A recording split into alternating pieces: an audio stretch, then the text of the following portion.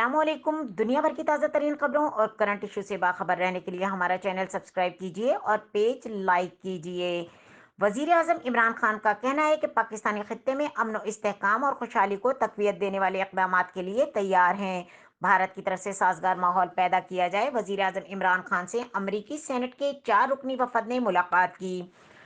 वफद में senator Agnes king, Richard बर, John कार्नन और बेंजामिन सास शामिल थे। चारों सेनेटर्स सेनेट की सिलेक्ट कमेटी बराए इंटेलिजेंस के रुकन हैं, जबकि सेनेटर किंग सेनेट की आर्मड सर्विसेज कमेटी के भी रुकन हैं।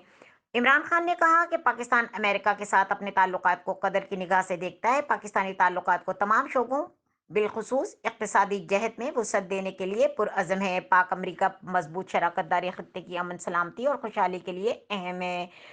वजीर आजम ने दहशत गर्दी समेत सिक्योरिटी खतरात से निमटने के लिए करीबी ताउन की अहमियत उजागर की और वफद को मकबूजा जम्मू कश्मीर में भारतीय फौज की इंसानी हकूक की संगीन खिलाफ वर्जियों से आगाह किया। इमरान खान ने कहा कि बीजेपी की इंतहा पसंद खारजा पॉलिसियाँ इलाकाई अमन और सलामती के लिए खतरा हैं। वजीर आजम इमरान खान ने कहा कि अमन और इस्तेहकाम और इक्तिसादी तरक्की को फ़रोग देने के लिए गहरा ताल्लुक होना चाहिए। मुलाकात में अफगानिस्तान में बदलती हुई सूरत हाल के हवाले से भी तबादला ख्याल किया गया। वजीर आजम ने अफगानिस्तान में इंसानी बहरान, माशी तबाही रोकने के लिए अफगान अवाम की मदद पर जोर दिया।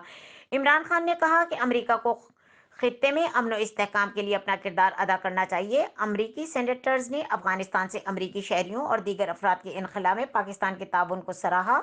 अमरीकी सेनेटर्स ने मुस्तहकम और वसीउल बुनियाद दो तरफा ताल्लुकात के अज़म का अदा किया। मजीद खबरों और अपडेट के लिए देखते रहें के न्यूज़ चैनल इंटरनेशनल।